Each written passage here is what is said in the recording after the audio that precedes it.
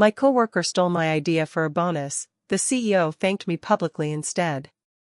They say hard work always pays off. That's a comforting lie we tell ourselves to sleep at night. When my coworker Damon stood up in our morning meeting and presented my proposal word for word, the one I'd spent months developing, the one I'd poured my heart into, I didn't just feel betrayed. I felt erased. He delivered my ideas, my research, my solutions while I sat there frozen, watching my entire team applaud him. My manager smiled and called it brilliant work, Damon. Then he looked at me across the conference table and winked, mouthing 2 words, too slow. But here's what he didn't know: while he was busy stealing my work, I was building an evidence trail he couldn't erase. This is the story of how a workplace thief tried to claim my bonus, my recognition, and my career, and how the CEO ended up thanking me publicly instead. He thought being faster meant being smarter. He was wrong. Hey everyone! Before we dive into today's story, let me know where you're watching from in the comments below. Drop your city or country. We love connecting with our global community.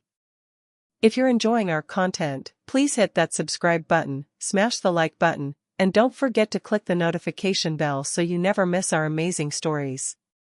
Share this with friends who've dealt with workplace drama.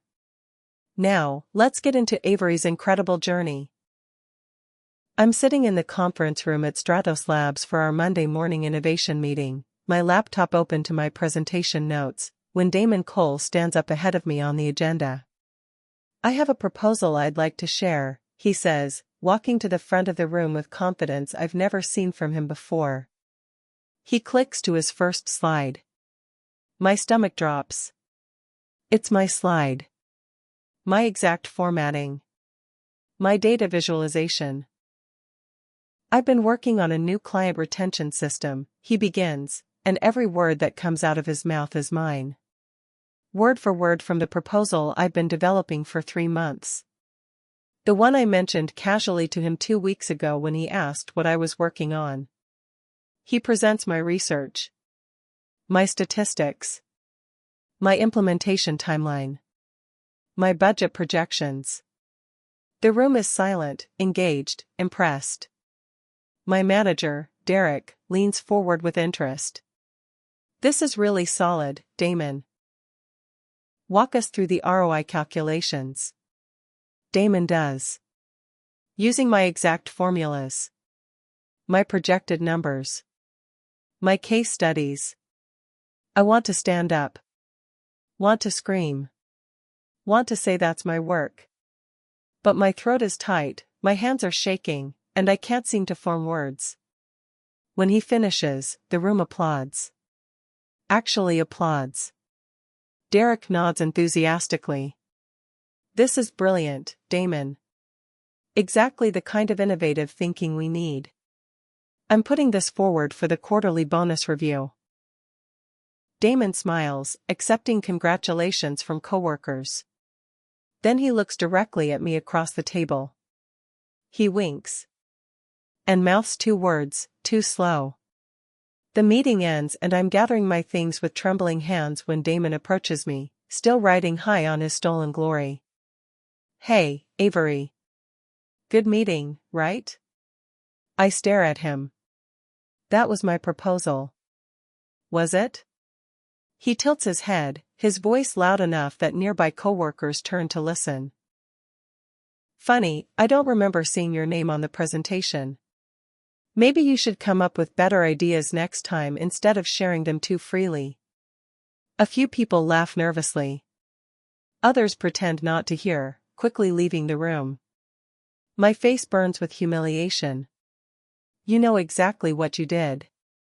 I know I just presented an amazing proposal that's going to get me promoted. But hey, if you had something similar, you should have presented it first. He shrugs. Snooze, you lose, right? He walks away laughing, leaving me standing there alone in the conference room. My phone buzzes. An email from HR, quarterly bonus review meeting, tomorrow, 2 p.m. 30 seconds later, Damon forwards the same email to me with a single emoji, smirking face. I spent that night in my apartment unable to sleep, replaying every detail. How did he get my files? I never sent them to him. We don't share a drive. Then I remember, 2 weeks ago, he stopped by my desk asking about my project. I was excited to talk about it, showed him my draft presentation on my screen while I explained my research process. He asked questions, seemed genuinely interested, took notes. He must have memorized or photographed my slides. Then recreated everything. I consider quitting. Just walking away from Stratos Labs and this toxic environment where theft is rewarded. But something stops me. A stubborn voice in my head that refuses to let a thief win. I'm scrolling through my phone, looking for anything that might prove the work was mine, when I find it. A voice memo. From 3 months ago. The night I first drafted the concept. I press play, and my own voice fills my bedroom. Okay, brainstorming time. Client retention is dropping because, why? Let's think about this systematically. For 14 minutes, I talk through my entire thought process, working out problems, developing solutions, building the framework that became my proposal. The timestamp shows exactly when I recorded it, 3 months ago. Long before I ever mentioned it to Damon. I have proof. The next morning, I arrive early and start compiling evidence. Everything. The voice memo. Email drafts in my sent folder where I'd sent research to myself. Version history on our shared company drive showing I created the original documents. Calendar invites to stakeholder interviews I conducted. Meeting notes from conversations with department heads about their retention challenges. It's all there. A complete digital trail proving this was my project from the beginning. I'm organizing everything into a folder when I overhear my manager Derek on a phone call in his office, his door slightly open. The bonus is going to Damon, obviously. It's already decided. The kid's going places. My hands clench into fists. It's already decided. Before the review meeting even happens.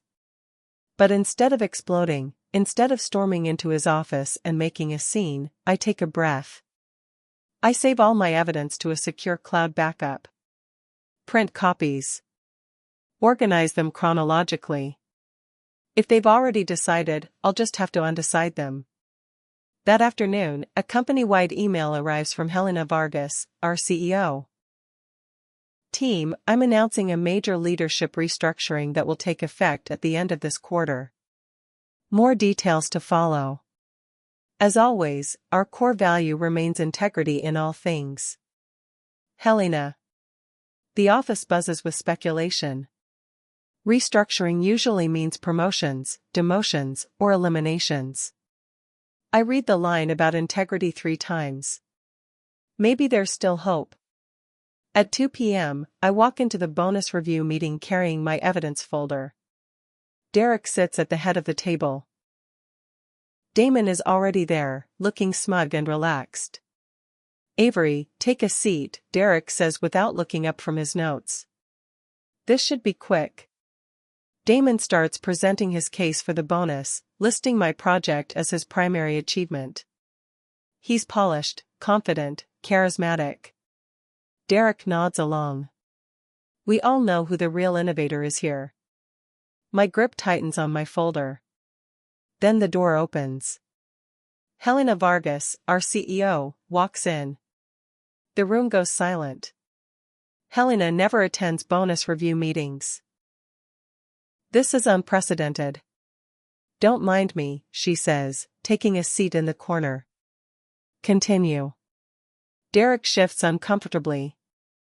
We were just reviewing Damon's proposal for the retention system. Yes, I heard about that. Helena's eyes move between Damon and me.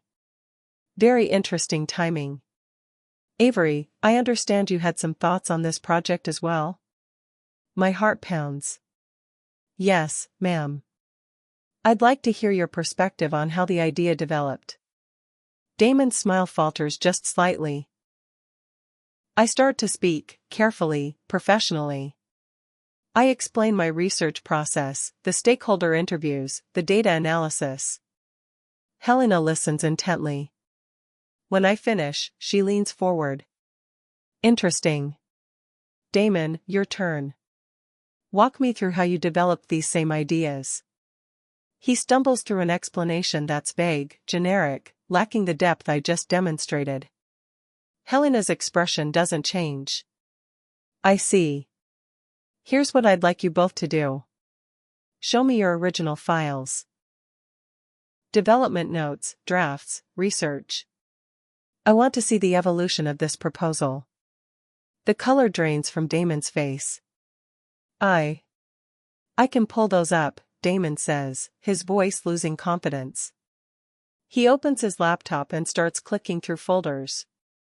But I already know what he'll find. Nothing dated before 2 weeks ago. Helena waits patiently. Take your time. Damon finds his presentation file. The creation date, 12 days ago. I must have deleted the earlier drafts, he says quickly. I clean out my folders regularly.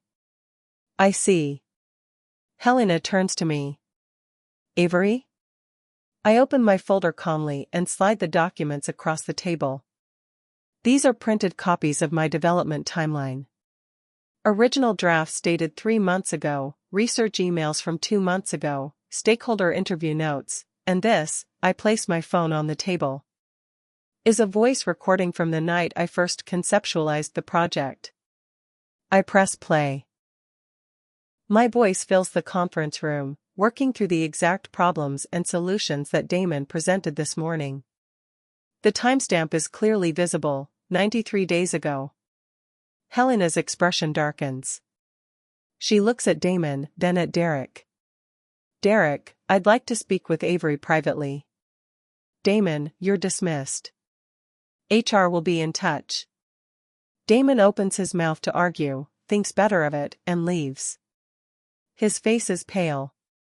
Derek starts to say something but Helena cuts him off with a look. He leaves too. In Helena's office, I expect anger or accusations. Instead, she gestures to a chair. Sit. Please. I sit, my hands still shaking from adrenaline. How long have you been working on that proposal, she asks. 3 months, ma'am. Since I noticed our client retention dropped 15% last quarter. And you didn't present it earlier because? I wanted it to be perfect. I wanted the data to be comprehensive. I was scheduled to present it next week. She nods slowly. Most employees would have panicked in that meeting this morning. Caused a scene. You stayed calm and professional. Why? Because emotional reactions are easy to dismiss. Evidence isn't. A small smile crosses her face. Smart. Very smart. She leans back in her chair. I'm going to be direct with you, Avery. I've seen this pattern before, promising employees getting their work stolen by more charismatic colleagues. Usually, we don't find out until it's too late. But you documented everything. Why? I like to keep records of my work. It helps me track my thought process. Well, it just saved your career. And possibly changed our company culture. She pauses. I want you to present your proposal to the board next week. The real version, with all your research and insights. Can you do that? My voice catches. Yes, absolutely. Good. We'll talk more about your future here after that presentation. For now, go home. Take tomorrow off. You've earned it. I spend the next week refining my presentation, incorporating feedback from Helena, rehearsing until I can deliver it in my sleep. Meanwhile, the office is buzzing with rumors about Damon. He's been unusually quiet, avoiding everyone, especially me. 3 days before my board presentation, he approaches my desk. Can we talk? I look up, wary. About what? Look, maybe I overreacted in the meeting. Maybe we can say we collaborated on the idea. Split the credit. You didn't collaborate. You stole. That's a strong word. It's an accurate word. I turn back to my computer. I have work to do. He leans closer, his voice dropping to a threatening whisper. You're making this bigger than it needs to be. I'm trying to offer you a way out that doesn't make you look like you're overreacting. I'm not interested in looking like anything except someone who did her job well. He walks away muttering something I can't hear. That afternoon, I get a calendar invite, confidential HR meeting Avery Hale and Damon Cole, tomorrow at 10 a.m. The HR meeting takes place in a small conference room. The HR director, Patricia Reeves, sits across from us with a thick folder. Thank you both for coming. We're conducting a review of the client retention proposal situation. Damon immediately jumps in. I want to clarify that Avery and I had discussed collaborating. Mr. Cole, please wait until I ask you to speak. Patricia's voice is firm. She opens her folder and slides a printed timeline across the table. This shows Avery's file creation dates, edit history, email correspondence, and recorded brainstorming session. Everything is timestamped and verified by our IT department. Damon's jaw tightens. Mr. Cole, do you have any documentation showing your involvement in the project's development before? She checks her notes, 12 days ago? Avery shared her ideas with me. I built on them. That's how collaboration works. Did Ms. Hale ask you to collaborate? Not explicitly, but when someone shares ideas freely. So you're saying Ms. Hale is responsible for your appropriation of her work because she discussed it with you? His face goes red. I'm saying she can't own every idea. This is a team environment. Patricia closes her folder. Mr. Cole, you're suspended pending a full investigation. 2 weeks, paid. You'll receive an email with details. This is ridiculous. She's just upset she wasn't fast enough. This meeting is over. Please collect your personal items and leave the building. Word spreads fast. By the afternoon, everyone knows Damon has been suspended. I'm preparing for my board presentation when a quiet coworker named Rhea stops by my desk. Can we talk? Privately? We go to an empty meeting room. Rhea looks nervous. I need to tell you something. Last year, Damon took credit for my inventory optimization system. The one that saved the company $2 million. My blood runs cold. Did you report it? I tried. But I didn't have proof like you do. Just my word against his. Management believed him because he was more confident. Charismatic. She pulls out her phone. But I saved every email from that project. Including ones where I explained the system to him in detail. She shows me the thread. It's damning. Rhea walking Damon through her entire concept, him asking questions, her patiently explaining. Then 2 weeks later, him presenting it as his own innovation. Why are you showing me this now? Because you had the courage to fight back. And I think HR needs to see this. It's not just you. It's a pattern. Loving the story so far? Drop a comment with your location. Are you watching from Atlanta, Berlin, Jakarta, or somewhere else? We read every single one. Don't forget to hit that subscribe button, give us a thumbs up if you're rooting for Avery, and share this with someone who's dealt with a credit-stealing coworker. Turn on notifications so you never miss these incredible stories. Now, back to the action. I forward Rhea's emails to Patricia in HR with Rhea's permission. Within 24 hours, HR launches a full audit of Damon's claimed achievements. The board presentation arrives faster than I'm ready for. I walk into the boardroom. 12 executives sitting around a massive table, Helena at the head. Avery, whenever you're ready, Helena says. I take a breath and begin. I present my research on why client retention dropped. I show the interviews I conducted, the patterns I identified, the system I designed to address each issue. I walk through implementation costs, projected ROI, timeline, and risk factors. The executives ask tough questions. I answer every single one with data I've memorized, examples I've prepared, solutions I've thought through. When I finish, the room is quiet. Then one board member, an older woman named Susan Chen, leans forward. This is exceptional work, Ms. Hale. My question is, why didn't your direct management recognize and elevate this earlier?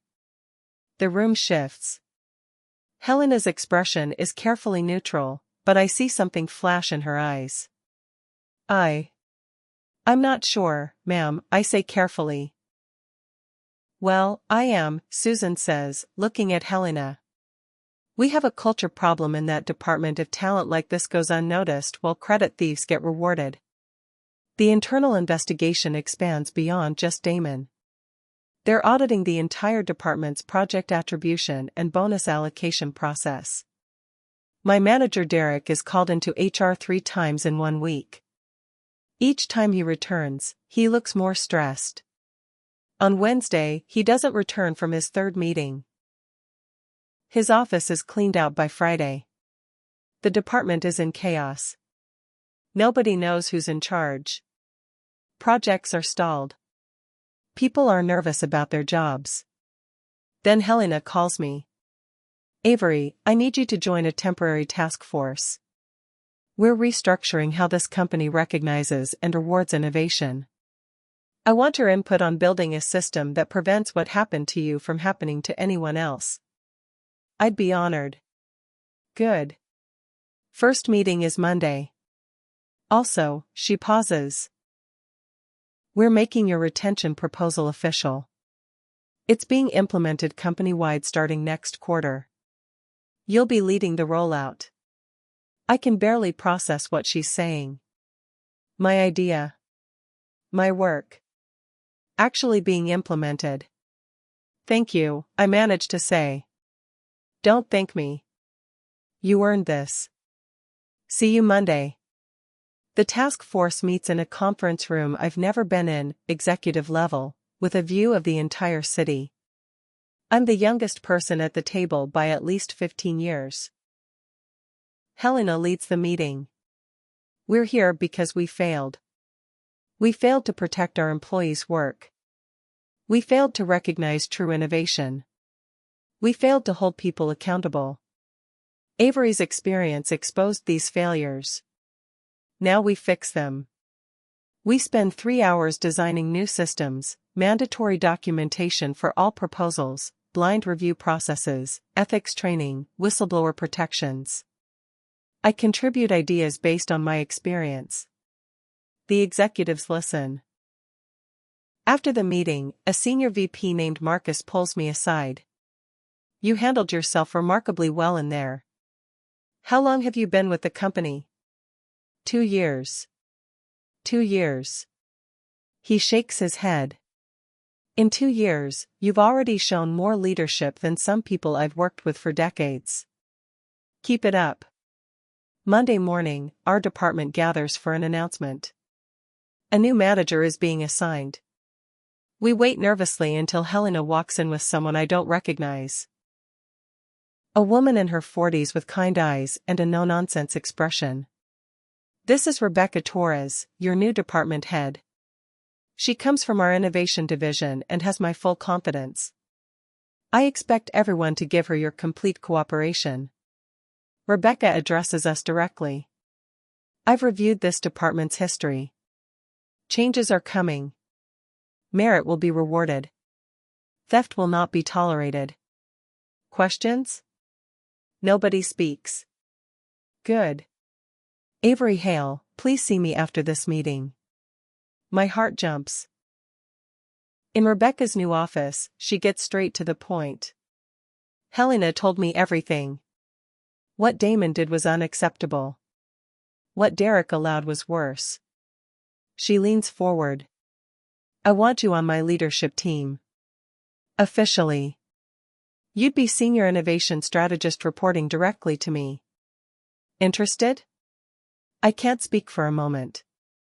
Yes. Absolutely yes. Good. Helena's recommending you for the quarterly bonus as well. The one Damon tried to steal. You'll get it. Thank you. Don't thank me. You did the work. I'm just making sure you get credit for it. She smiles. Welcome to the leadership team. At the next company town hall. But maybe mistakes are just another word for choices that scare the people who never took risks. Recording my first official single feels surreal. Julian books me 3 days in a professional studio with a producer who's worked with artists I've admired for years. The song is called Dead to You, a direct reference to my father's parting words. Every lyric is honest, raw, painful. When we finish, the producer leans back in his chair. Kid, this is going to hit people hard. You ready for that? I don't know, I admit. Good. Uncertainty means you're still human. The single drops on a Friday. By Saturday morning, it has 100,000 streams. By Sunday, 500,000. Comments flood in, this made me cry. I felt every word. My parents need to hear this. I use my first small royalty check to do 2 things, pay me back with interest and move to a better apartment. Not fancy, just safe. Heat that works. Windows that close. I bring Mia a new deadbolt for her door as a thank you gift. You didn't have to, she says, but I can tell she's touched. My phone buzzes. An email from a major record label, we want to discuss representation.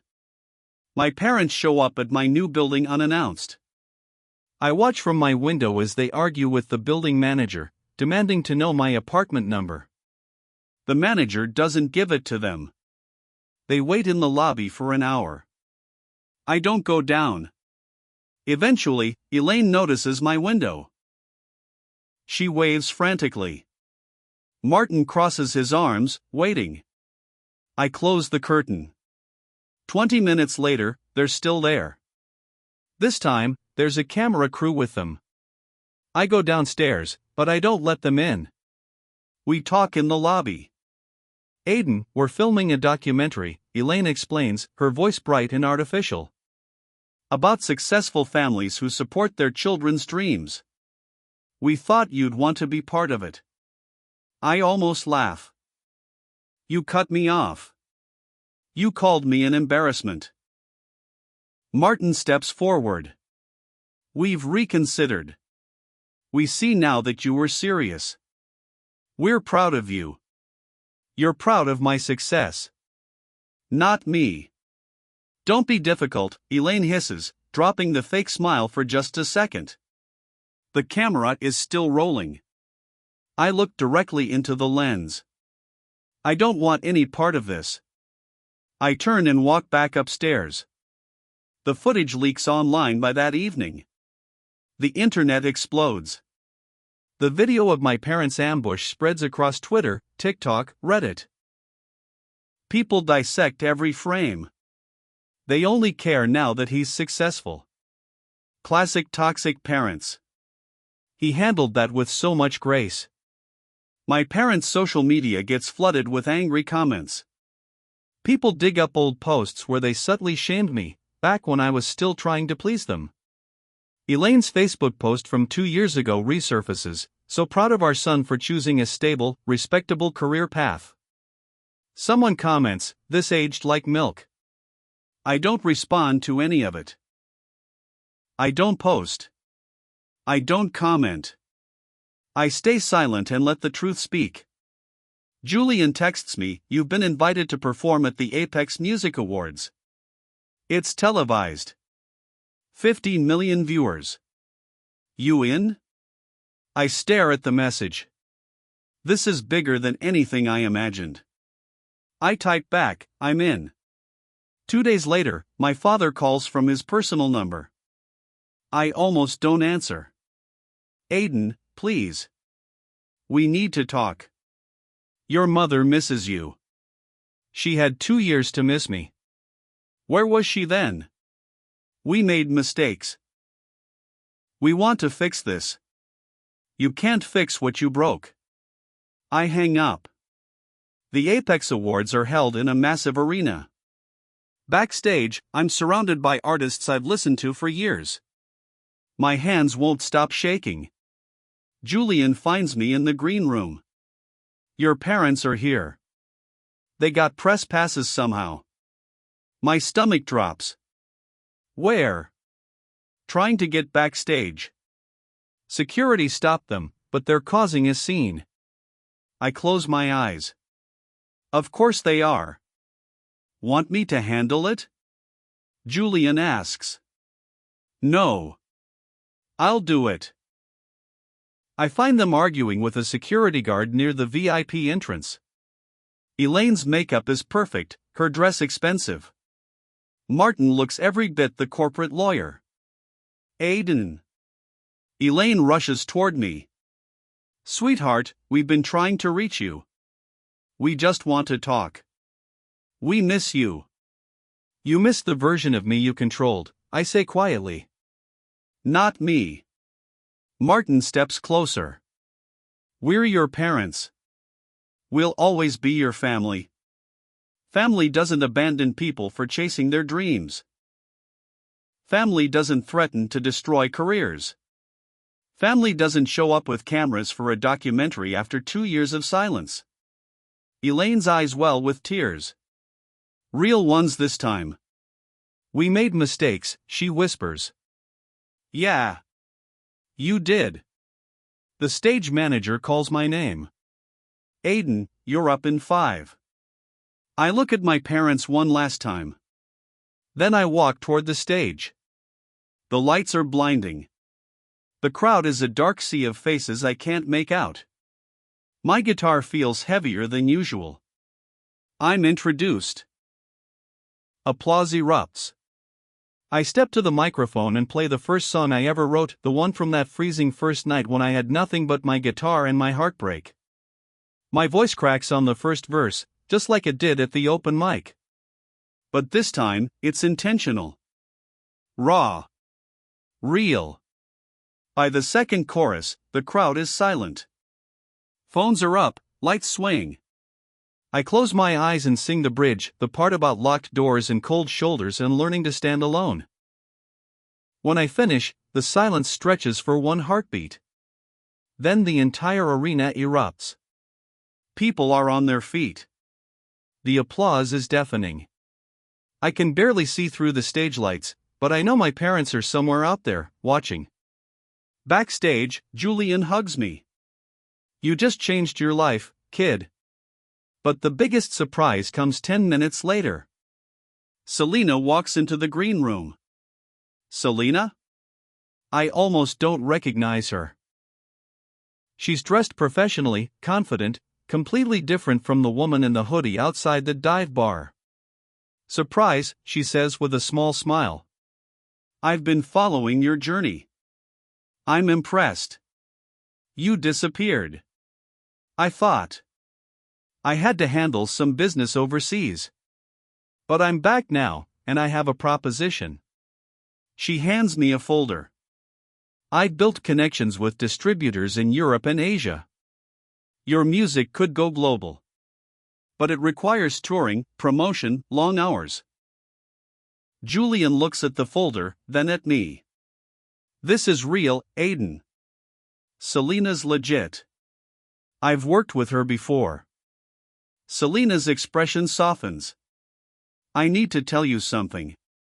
That clip the engineer posted? I told him to do it. What? I saw something in you that night at the open mic. But you needed a push. So I had him post it anonymously, just to see how people would react. She meets my eyes. I believed in you when you didn't believe in yourself. I don't know whether to be angry or grateful. You gave me a shot when no one else would, I say finally. And now I'm offering you another one. Global distribution. Your music in 20 countries. What do you say? I spend the next 2 days weighing my options. Julian's offer gives me stability and creative control domestically. Selena's offer could make me international but requires brutal touring schedules. Mia helps me think it through over coffee. What do you actually want? She asks. Not what your parents want. Not what the industry expects. What do you want? I think about that freezing first night. The warehouse shifts. The showcase. Every moment of doubt and fear. I want to create music that matters. I want people to feel less alone. Then do both, Mia says simply. Take Selena's distribution deal but keep Julian's creative support. You don't have to choose one or the other. She's right. I meet with both of them and propose a partnership. Julian handles domestic production and creative direction. Selena manages international distribution. I keep final say on everything. They agree. That night, I sign contracts that will take my music to audiences I never imagined. I call Mia first. Thank you. For everything. Just promise me you won't forget where you came from. Never. My phone buzzes. Another text from Elaine, we just want to talk. Please. I stare at it for a long moment. Then I type back, coffee. Tomorrow. One last time. I meet them at a small cafe, not the upscale place they chose before, but a neighborhood spot near my old apartment. Neutral ground. They arrive together, looking smaller somehow. Tired. Elaine's makeup is lighter. Martin's suit isn't as sharp. We sit in silence for a moment. We've watched your interviews, Elaine says finally. Read the articles. You've built something real. I tried to tell you that 2 years ago. Martin clears his throat. We were wrong. We thought we were protecting you from failure. We didn't realize we were preventing you from becoming who you were meant to be. You weren't protecting me, I say quietly. You were protecting your image. Your idea of what success should look like. Elaine's hands shake around her coffee cup. Can you forgive us? I take a long breath. Maybe someday. But right now? I need distance. I need to build my life without constantly defending my choices to you. We want to be part of your life, Martin says, and for the first time, he sounds genuinely vulnerable. Then respect my boundaries. No more surprise visits. No more manipulation. No more trying to control my career. We can do that, Elaine says quickly. We'll see. I finish my coffee and stand. I have to go. I've got people waiting for me. Who? Elaine asks. My real family. The ones who believed in me when I had nothing. I leave them sitting there. Outside the cafe, Mia and Julian are waiting by Julian's car. We're heading to a listening party for my upcoming album, the one that combines everything I've learned, every painful moment, every victory. Mia links her arm through mine. How'd it go? It went, I say simply. Proud of you, Julian says, unlocking the car. As we drive through the city, I watch people on sidewalks living their lives. Some are probably chasing dreams. Some are probably running from them.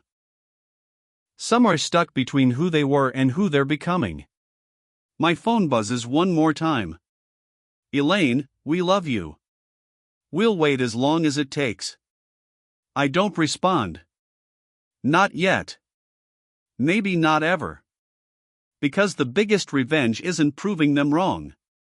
It's not rubbing success in their faces. It's not even forgiveness. The biggest revenge is building a life so fulfilling that their approval becomes irrelevant. As we pull up to the venue, I see a line of fans already waiting. They're wearing shirts with my lyrics printed on them, holding signs, singing my songs. These are the people who matter.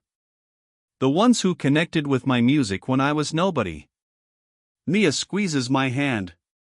You ready? I look at the crowd. At Julian. At Mia. At the life I built from nothing. Yeah, I say, opening the car door. I'm ready. The crowd erupts when they see me. I smile, genuine, unforced. This is what freedom feels like. And it tastes like victory earned, not given. What an incredible story. Thanks for watching till the end. Please let us know in the comments where you tuned in from. We absolutely love hearing from our amazing global audience. Don't forget to subscribe if you haven't already, give us a thumbs up if this story inspired you, share this with someone and hit that notification bell so you catch all our future stories. See you in the next one.